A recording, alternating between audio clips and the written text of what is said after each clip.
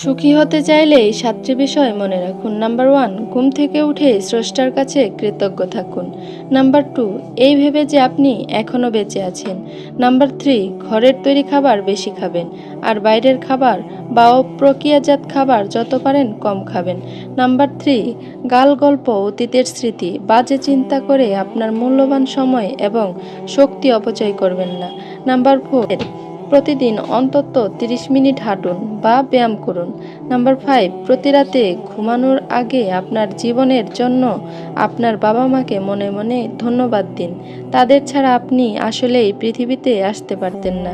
Number 6, কারোর জীবনই সবসময় সমান যায় না, তবুও ভালো কিছুর অপেক্ষা করতে শিখুন।